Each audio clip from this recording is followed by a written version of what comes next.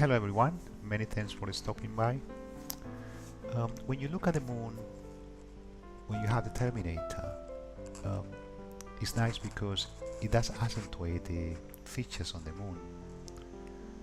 And in this footage, I like to concentrate on those contiguous craters that you see alongside the terminator.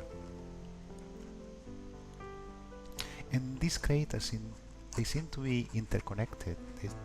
It looks as if it's got bridges or tunnels connecting them, each of them.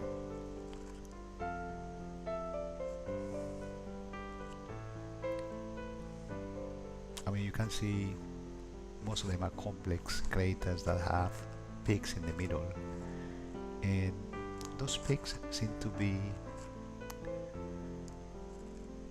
eroded or deformed or worked in the sense that they take a different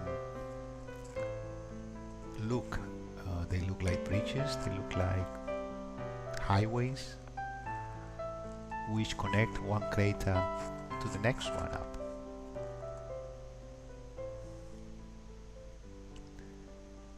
They basically look like artificial structures built for a purpose. And as I said, when you look at the moon and you have the terminator, it gives you the opportunity to see those features on the moon because they come to light. On a full moon, you cannot really make anything out.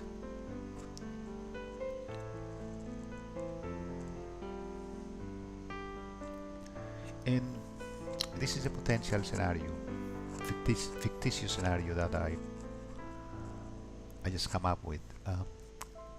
Assume that I live in a different solar system or a different planet, and I'm a scientist, and I've been given a task of, go out there and find resources that provide energy for my planet, thousands of miles out there outside the solar system. So as a project manager, I start investigating. I got resources to send probes to areas or planets or moon that I identified as potential resource providers.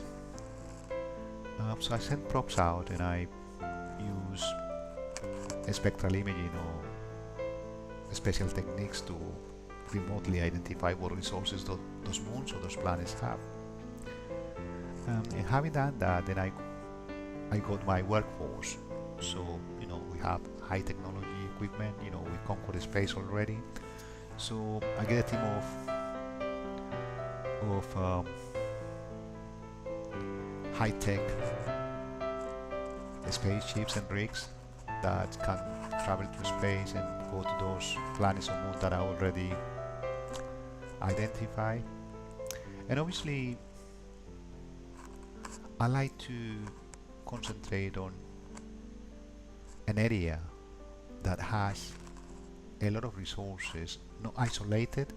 So if I identify the moon, our moon, as the potential target, I wouldn't necessarily land my craft on a single crater that I know it has high concentrations of energy resources, but I would try to go to an area where I could contiguous craters with high concentrations of resources. Yeah, and obviously once I start working, I could start working simultaneously on contiguous craters, but I need to have a connection in between. So I make use of the peaks, the central peaks, because these are complex craters, and work on them to build bridges to connect from one crater to another, and so on and so forth. So I have this highway where I can actually, if I got land workforce, that I can actually travel through those bridges, through those tunnels, through those artificial structures that I'm creating, so that the process of extracting the minerals or processing the minerals runs smooth. So I'm painting this scenario because when I look at the moon and I see the Terminator and I can see these craters next to each other, and the rims of the craters, the structures, the central peaks seem to have been artificially worked on, artificially created. So it makes sense to create those highways, to create those bridges, to create those tunnels. And that's why when you see it, you see these amazing high structures in those craters, in those rims, interconnecting at different angles, in different places inside the crater. It's like there is a web of communication, a network of communication in between crater and crater, going all the way across them, on those areas where there are high concentrations of minerals, very rich regolith. So that's plausible.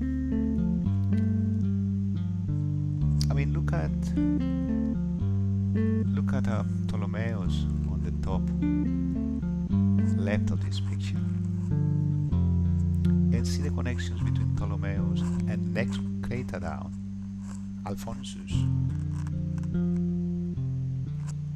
and straight down you got Arsaciel, and it's got these connections, these interconnections that you can clearly distinguish. And going all the way down, you see the middle connection, the middle bridges, the middle structures and tubes and channels. It doesn't happen when you got an isolated crater, for example in here in the Apennines, when you look at Archimedes, which is pretty much isolated, you know, Autolycus and Aristillus. You don't see those connections because there is no point. There is no contiguous craters, and obviously, you know, I'm interested in excavating as much as I can in a single area without too much effort, without having to travel to isolated craters to exploit those. Whereas in here, when you see Ptolemaeus, Alphonsus, and Arsaciel, and going all the way down, they're next to each other, so you can see all the tunneling, all the bridges, you know, because it makes sense to have those connections.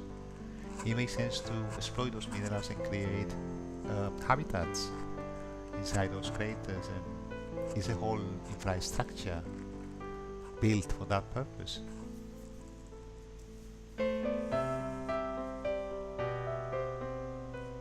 I mean, these structures, it's difficult to imagine that they've been naturally created by the process of implanted volatiles, except those craters seems to be the rim of the craters and the central peaks, they seem to be eroded and taking different shapes and angles and geometrical shapes. You know, can this be done by natural processes throughout millions of years? I mean, what processes are we talking about? Impact after impact, and then sculpting these craters in this way? It's difficult to imagine that. I mean, it's difficult to think that implanted volatiles through solar wind, you know, is the cost, is the reason for these craters being like this. You know, different shapes, sizes, different rims, different distorted, you know, shapes, interconnected craters at right angles, as you can see here. I mean, look at the connection, the squares. It seems like it's got compartments, and obviously if there was a central peak in there, it's non-existent anymore because it has been manipulated, it has been worked on, you know.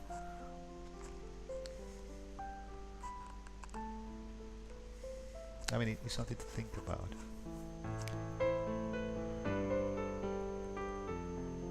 I mean, look at the shape of those central peaks. These high, tall structures, buildings, miles high.